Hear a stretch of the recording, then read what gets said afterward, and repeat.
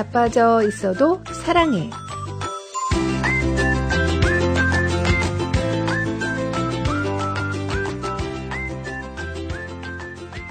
안녕하세요. 미주 복음방송 자빠져 있어도 사랑해. 저희는 제임스 장, 크리스틴 장입니다.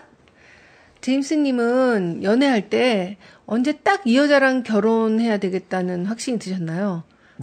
우리 드라마 보면 나오잖아요. 네. 그 여자를 보는 순간 막 후광이 비치거나, 종소리가 들리거나, 그랬다는 사람들도 있더라고요. 네, 이렇게 만나서 얘기를 하다 보니까 네. 또 말도 잘 통하는 것 같고, 네. 또 여자분이 저를 보면 또 되게 좋아하는 것 같아 보이더라고요. 집에 갈 생각을 안 해요. 그래서, 그러면 또 어떻게 데리고 살아야 되나? 그런 생각을 했던 것 같습니다. 착각은 자유지만. 어디 크리스티님은 언제 그런 생각이 드셨나요? 처음부터? 저 처음에 네. 딱 봤을 때 네. 그런 느낌이 진짜 전혀 안 들었고. 아, 그래요? 네. 근데 이제 계속 이렇게 만나다 보니까 네. 좋은 사람 같고 또 이렇게 안정감 있고 또 저를 또 좋아하니까 너무 좋아하니까. 되게 좋아해 주셨잖아요. 아니, 저를 너무 좋아하니까. 그래요? 그랬죠. 제가 또 뿌리칠 수도 없고.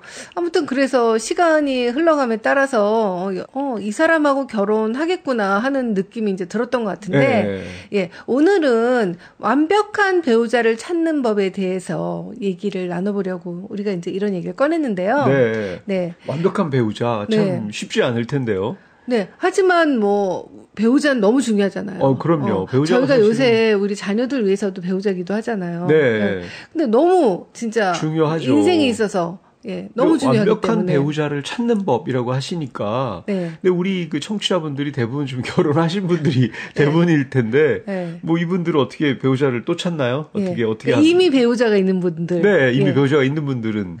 그럼 오늘 얘기를 이제 우리가 아무리 얘기해도 안 들으실까요? 그 완벽한 배우자를 찾는 법이라고 하시니까. 이럴잖아요. 나 이미 망했는데 내가 이 얘기 못 알아들어. 이럴 수도 있겠잖아요. 네. 근데 아무튼 본인이 결혼하신 분들이 대부분일 것 같긴 한데 자녀들이 있으시잖아요. 그럼요. 그 자녀들이 이제 배우자 고민을 하거나 이 사람하고 결혼을 해도 될까 하는 걸 물어봤을 때 부모로서 또 지침을 줘야 되니까. 완벽한 그럼 며느리나 사위를 찾는 법 이런 건가요? 있는 거죠. 그럴 수도 있고. 그래서 그런 성경적인 지침을 주는데 도움이 될 수도 있고 또 이미 또 배우자를 찾은 분들을 위한 이야기도 저희가 또 뒤로 갈수록 나오거든요. 알겠습니다. 기대가 됩니다. 들어주시면 될 것 같고요. 청년들이 많이 하는 질문 중에 이런 것이 있더라고요. 저는 상대방에 대한 확신이 없는데요. 어떤 확신이 들어야 결혼해도 되는 건가요? 이런 질문을 이제 들으면 이제 공감이 되죠? 맞아요. 확신을 완전히 갖고 또 결혼하기가 쉽지 않을 수도 있을 것 같아요. 맞아요. 또 이렇게 살아보기 전에는 알 수 없는 부분이 많잖아요. 그렇죠. 제임스 님도 결혼하기 전에는 저한테 엄청 잘해주셨잖아요.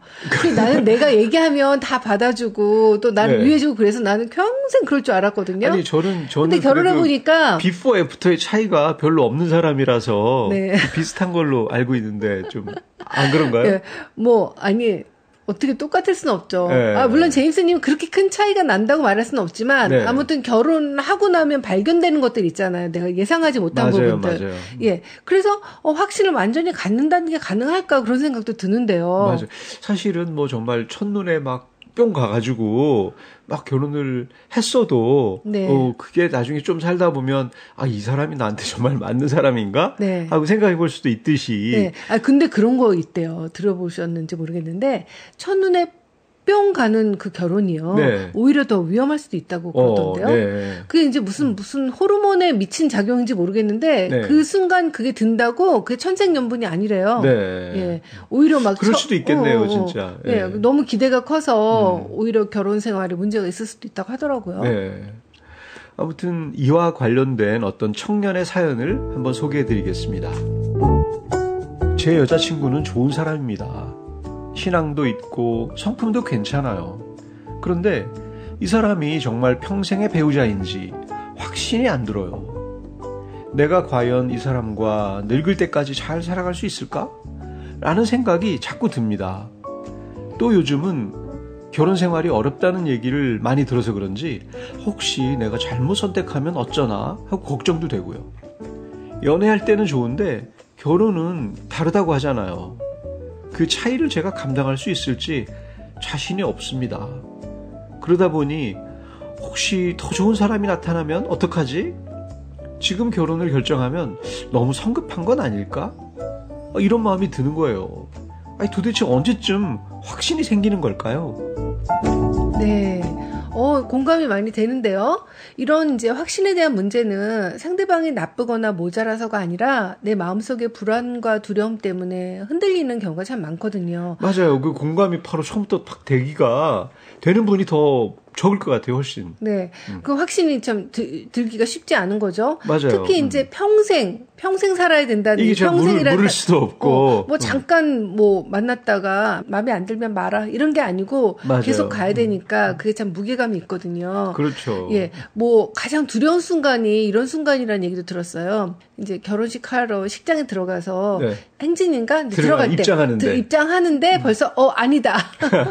그런 생각이 들면 나 어떡하지? 뭐 그렇게 이제 두려움을 말하는 분들도 맞아요. 있더라고요. 그런 것도 있죠. 이렇게 결혼을 왜냐하면 준비하는 과정 중에 또 싸우기도 많이 하잖아요. 맞아요. 예. 그럴 때 막 식을 날 잡아놨으니까 가긴 가는데 이럴 때 이거 내가 잘하는 짓인가? 네. 맞아요. 특히 결혼식 당일날 그런 생각 들면 너무 두려울 것 같아요. 그렇죠. 맞습니다. 그런데 중요한 건 우리가 아무리 오래 알고 연애를 해도 결혼 후의 모든 상황을 미리 경험할 수는 없다는 거예요.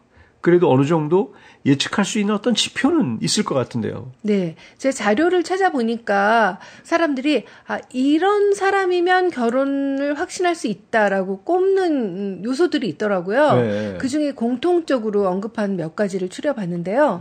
첫 번째는 서로 존중하는 마음이 있어야 결혼을 확신할 수가 있는 거죠.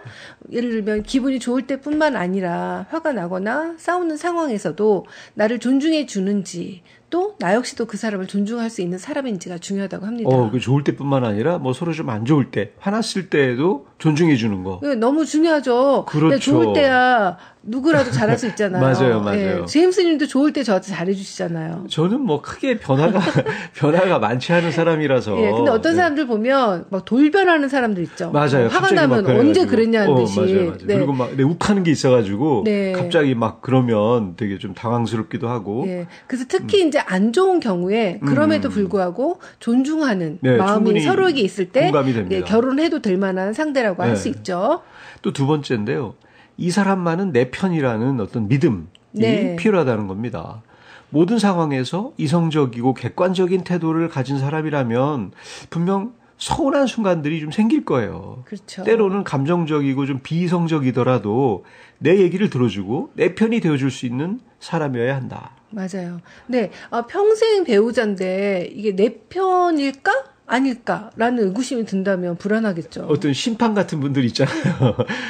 이렇게 좀 객관적으로 볼 때 아니야, 이건 너가 이래도 너가 잘못했어. 아주 내가 되게 공정하게 얘기를 또 남자분들이 그런 분들이 좀 많지 않을까요? 네네. 필요하기는 한데 그럼에도 불구하고 확실히 그래도 중요한 순간에는 내 편을 들어줄 거다라는 이제 믿음이 있어야 되죠. 맞아요. 이게 진심으로 내 편이면서 조언을 해주는 거 하고 이게 내 편인지 아닌지 모르게 막 완전히 심판처럼 구는 거 하고는 또 좀 다르게 다 느낌으로 알 수 있을 것 같아요. 그렇죠. 조언도 이제 내 편이기 때문에 나를 위해서 내가 더 잘 되라고 하는 이제 그건 조언이다라는 그런 믿음이 서로에게 있으면 결혼을 확신할 수 있다는 거죠. 맞아요. 그리고 세 번째, 함께 있을 때 편하고 기분이 좋은 사람. 너무 중요하죠. 친한 친구처럼 같이 있을 때 편하고 즐겁게 시간을 보낼 수 있는 사람이 되어야 합니다. 그러기 위해서는 개그 코드도 비슷하고 대화가 잘 통하는 사람이 좋죠. 또 무언가 특별한 것을 하지 않더라도 소소한 일상을 즐겁게 공유할 수 있는 사람이어야 되는 거죠. 왜냐하면 결혼은 생활이기 때문이에요. 같이 있을 때 좀 편하고 좋은 사람이라는 말이 너무 좋은 것 같아요. 맞아요. 이게 친한 친구처럼 사실은 배우자와 보내는 시간이 가장 많을 텐데 이게 서로 좀 불편하면 좀 뭔가 좀 어색하고 불편함이 계속 있다면 좀 근데 결혼하기 전에 좀 풀리지 않을까요, 다? 뭐가 풀리죠? 그러니까 그런 관계가 그렇게 불편한데 결혼을 하려고 할까요? 그렇죠. 불편한데 결혼을 하지 않겠죠. 근데 이제 그런 상대면 정말 그 결혼까지 가기는 좀 굉장히 뭐 조건만 보고 편안하지 간다든가 않겠죠. 아니면 급해서 한다든지 맞아요. 서둘러서 하다 보면 또 그럴 수도 있죠. 근데 생각해 보면 뭐 제임스님하고 연애할 때 생각해보면, 뭐, 그냥 아무것도 안 해도 그냥 특별히 뭔가 아니고 그냥 같이 버스를 타고 간다든가 아니면 길거리 손잡고 간다든지 이런 네. 정말 사소한 네. 그 시간도 너무 편하고 기분 좋고 네. 그다음에 내 고민 뭐든지 얘기할 수 있고 예, 그런 단계를 거쳤던 것 같아요. 그러셨죠? 네, 네, 그러셨죠? 제가 예. 그렇게 만들어 드리느라고 노력을 아주 많이 했었습니다. 네, 그다음 또 네 번째인데요. 있는 그대로의 나를 인정해 주는 사람. 내 모습 그대로를 인정해 준다는 거죠. 그 나를 어떤 수용해 주고 또 사랑하고 그 자신의 틀에 나를 가두려고 하지 않는 사람. 네, 너무 중요하죠. 네. 어떤 분들은 또 자기만의 어떤 뭐가 있어가지고 그 안에 상대방을 이렇게 넣으려고 하는 사람도 있잖아요. 네, 맞아요.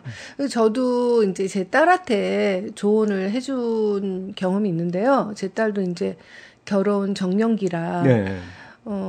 상대방이 어떤 사람이 좋을까라는 고민이 들 것 같아서 제가 그랬죠. 너 자신의 모습 그대로 있는 것을 그 모습 그대로 대해도 상대방한테 받아들여진다면 그것이 좋은 관계다. 너가 다른 사람이 되려고 노력하고 다른 사람의 모습이 되어야지 그 사람 마음에 들 수 있다면 그 관계는 오래갈 수 없다고 얘기해줬거든요. 그렇죠. 너무 그 사람의 취향이나 스타일에 막 그 맞추려고 네. 물론 뭐 좀 내가 노력은 할 수 있겠지만 네. 그렇게 맞추기를 원하는 사람이라면 네. 좀 불편해지는 거죠. 예, 그거 뭐 한두 번 할 수 있지만 맞아요. 결혼 평생 하는데 어떻게 내가 아닌 다른 사람으로 살아갈 수 있겠어요. 그렇네요. 예, 그 내 모습 그대로가 중요하죠. 네. 그다음에 다섯 번째, 삶의 가치관, 목표가 같은 사람. 이 중요합니다. 너무 중요할 것 같아요. 네, 삶에서 중요하게 여기는 부분이 비슷하고 같은 방향을 향해서 나아갈 수 있는 사람이어야만 예, 결혼하면 잘 살 수 있겠죠. 맞아요. 서로 그 인생 길을 같이 네. 걸어가야 되는 동반자인데 뭔가 삶의 목표가 너무 다르고 또 어떤 사람은 막 굉장히 성공하려고 하고 어떤 네. 사람은 되게 좀 안정과 그냥 소소한 행복을 즐기는 사람이라면 이게 좀 다르잖아요. 그렇죠. 그럼 무엇보다 또 신앙이 다르거나 예 그러면 그 같은 길을 보고 걸어가는 게 쉽지가 않겠죠. 그렇겠네요. 예. 근데 문제는 연애할 때는 분명히 이런 사람이었던 것 같은데 그래서 이런 확신이 들어서 결혼을 했는데 결혼하고 몇 년이 지나고 나면 내가 사랑한 사람이 이 사람이 맞았나 하는 의구심이 들 정도로 사람이 변하는 경우가 있잖아요. 맞아요. 예. 그렇다면 평생을 안 변할 수 있는 사람을 찾아야 되는데 그런 사람인지 어떻게 확신할 수가 있을까? 그런 사람이 있겠습니까? 그렇게 예. 살아보지도 않고도 살아봐도 모르는데 사실. 예. 그런데 이제 변할 것 같다. 그러면 이제 그런 확신이 안 들잖아요. 그렇죠. 그런 점을 찾는 거죠. 안 변할 수 있는 사람을. 맞아요. 바로 그 지점에서 많은 분들이 어려워합니다. 연애할 때는 존중도 해주고 내 편도 대주고 또 대화도 잘 통했는데 결혼하고 나니까 전혀 다른 모습이 드러나는 경우가 있거든요. 네. 그래서 이 사람이 내가 사랑한 사람이 맞나? 하고 의문이 들기도 하는 거예요. 맞아요. 근데 사실 사람은 누구나 변하죠. 상황에 따라, 환경에 따라, 나이가 들어가면서 가치관과 태도도 바뀔 수밖에 없는데요. 그러니까 이렇게 바뀌는데 변하지 않는 사람을 찾는다는 게 뭐 문제가 되겠죠. 예. 찾는 것 자체가. 예. 또 내가 낚은 고기한테는 먹이를 안 준다고 하는 것도 있잖아요. 맞아요. 또 남자들이 막 그 결혼하기 전까지는 어떻게 막 그냥 모든 거 다 해서 줄 것처럼 하다가도 또 다 끝나고 나면 도장 찍고 나면 또 이제 딴 모습으로 변하는 그럴 수도 있고요. 예. 근데 여기서 중요한 차이가 있어요. 세상 사람들은 상대가 변하지 않아야 안정적인 관계를 유지할 수 있다고 생각하지만 하나님의 사람들은 관점이 다릅니다. 상대가 변하더라도 하나님이 변치 않으시기에 그분 안에서 관계를 지켜낼 수 있다고 믿는 거예요. 네. 세상적인 기준은 상대방이 나에게 얼마나 맞춰주느냐에 초점이 맞춰져 있죠. 하지만 하나님의 사람은 내가 하나님 앞에서 어떻게 반응하고 어떻게 헌신할 것인가에 초점을 둡니다. 네. 성경도 이렇게 말씀하잖아요. 말라기 3장 6절 말씀입니다. 나 여호와는 변하지 아니하나니. 세상은 변하고 사람은 변하지만 하나님은 변하지 않으십니다. 그래서 믿는 사람은 결혼의 확신을 배우자에게 두는 게 아니라 변함없는 하나님께 두는 거예요. 맞습니다. 그래서 세상 사람들은 확신이 없어서 결혼을 미룬다라고 할 때라도 하나님의 사람들은 하나님이 주신 은혜와 약속에 확신을 두고 결단한다라고 고백할 수 있겠죠. 네, 이렇게 또 하나님 얘기가 나오기 시작하니까 또 이렇게 그 결혼의 확신에 대해서 어떤 좀 눈이 좀 띄어지는 것 같은데요. 네, 관점이 다르죠. 네, 그럼 여기서 찬송가 한 곡 듣고 돌아오겠습니다. 찬송가 93장, 예수는 나의 힘이요.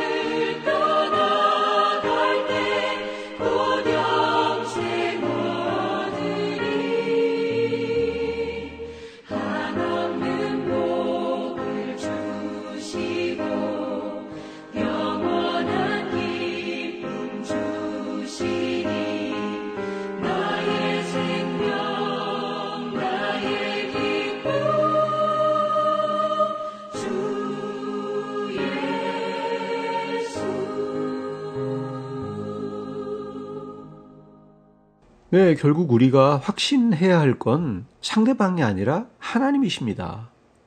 히브리서 13장 8절 말씀인데요. 예수 그리스도는 어제나 오늘이나 영원토록 동일하시니라 라고 말씀합니다. 사람은 변하지만 하나님은 변하지 않으시죠. 결혼에서 필요한 확신은 상대방은 변하지 않을 것이다가 아니라 내가 하나님 앞에서 사랑을 결단하고 헌신하는 것입니다. 라는 확신입니다. 네, 그래서 중요한 건 내가 어떤 배우자를 만나느냐 보다 내가 어떤 배우자가 될 수 있을 것이냐 하는 것이에요. 내가 상대방을 존중할 수 있는지, 내가 끝까지 상대방 편이 되어줄 수 있는지, 내가 있는 그대로 상대방을 받아줄 수 있는지, 내가 같은 방향으로 걸어가려고 노력할 수 있는지, 이게 더 본질적인 문제라는 거죠. 그렇죠. 상대방이 변한다는 걸 좀 인정하고 내가 안 변하는 거네, 하나님 안에서. 나도 이제 변할 수 있는데 네. 변하지 않으시는 분은 하나님 한 분이죠. 네네. 근데 이제 상대방한테 어떤 조건을 요구하기보다는 내가 상대방이 바라는 배우자가 되기 위해서 노력한다는 거죠. 하나님께 네. 힘이 입어서. 네. 예. 되게 좋은데요. 맞아요. 네. 성경은 부부관계를 이렇게 가르칩니다. 에베소서 5장 21절 그리스도를 경외함으로 피차 복종하라. 결혼은 한쪽이 변하지 않고 완벽하게 서 있는 관계가 아니라 서로 하나님 앞에서 자신을 내어주며 복종하는 관계예요. 네, 그러니까 평생 변하지 않을 사람을 찾으려는 노력은 끝이 없고 결국은 실망하게 되잖아요. 그 대신 하나님께서 주신 사랑과 함께 살아가면서 변화를 사랑으로 감당하고 차이를 이해하며 함께 성장하는 게 결혼의 길인 것 같습니다. 맞아요. 사람은 다 변하기 때문에 그죠? 사람 믿고 가다가는 뭐 정말 결국 실망하고 내가 지금 후회하고 네. 그렇게 될 수밖에 없을 것 같아요. 맞아요. 우리가 아까 이제 결혼에서 확신해도 될 만한 사람 요건을 좀 얘기했었잖아요. 네. 뭐 서로 존중해주고 같은 길을 바라보고. 그렇죠. 예, 이렇게 이제 기본적인 서로에 대한 것을 확인하고 나서 결혼을 결심하는데 이제 그렇게 됐으면 그 다음부터는 하나님 믿고 가야 된다는 거죠. 그럼에도 불구하고 이 사람이 변하면 어떡하지? 또 뭐 내가 못 본 모습이 있으면 어떡하지? 이제 그렇게 계속 고민하기보다는 그다음부터는 내가 상대방이 원하는 배우자가 되려는 노력을 하면서 사랑과 헌신이 필요하다는 그런 말씀인 것 같아요. 맞아요. 어차피 그 사람이 항상 언제나 이렇게 완벽한 배우자로 평생 남아있기는 불가능하잖아요. 그렇죠. 나도 변하잖아요, 일단. 맞아요. 네. 네, 근데 결국 우리가 확신할 수 있는 건 상대방이 아니라 하나님이 우리 가정을 붙들고 계신다는 그 사실입니다. 그래서 결혼은 확신이 아니라 결단이고 헌신인 거죠. 성경은 이렇게 말합니다. 고린도전서 13장 7절 말씀. 사랑은 모든 것을 참으며 모든 것을 믿으며 모든 것을 바라며 모든 것을 견딘다. 사랑은 상대방이 완벽하기 때문에 생기는 게 아니라 하나님 앞에서 결단할 때 지켜지는 거죠. 이렇게 결단한다는 말씀이 되게 와닿네요. 내가 그렇게 결단하고 그렇게 따른다는 거잖아요. 네. 사랑하기로 결단하는 거죠. 네. 저도 이제 남편이 그 젊을 때 아니면 뭐 지금보다 네. 과거에 네. 참 많은 것들이 훌륭해 보이던 때가 있었는데 그 나이가 들면서 그게 아니구나라는 그 실망을 하면서 이 사랑이 빛을 발해가는 게 아닐까 그런 생각이 들었는데 하나님 앞에 사랑은 그런 게 아닌 것 같아요. 아, 그래요? 예. 하나님 앞에서 결단하는 거지 상대방이 완벽하기 때문에 생기는 게 아니라는 거죠. 맞아요. 상대방이 뭐 그렇게 완벽하면 또 사람이 아니겠죠. 그게 완벽하면 왜 저랑 결혼했겠어요? 예, 그렇게 생각하니까 또 뭐 여유가 생기네요, 마음에. 네. 예. 또 바울은 에베소서 5장 25절에서 이렇게 말합니다. 남편들아, 아내 사랑하기를 그리스도께서 교회를 사랑하시고 그 교회를 위하여 자신을 주심같이 하라. 결혼은 상대방의 조건을 확신하는 게 아니라 내가 그리스도의 사랑으로 헌신하겠다는 확신이 필요한 겁니다. 결국 우리가 붙잡아야 할 유일한 확신은 하나님이라는 거죠. 네. 잠언 3장 5절 6절 말씀입니다. 너는 마음을 다하여 여호와를 신뢰하고 내 명철을 의지하지 말라. 너는 범사의 그를 인정하라. 그리하면 내 길을 지도하시리라.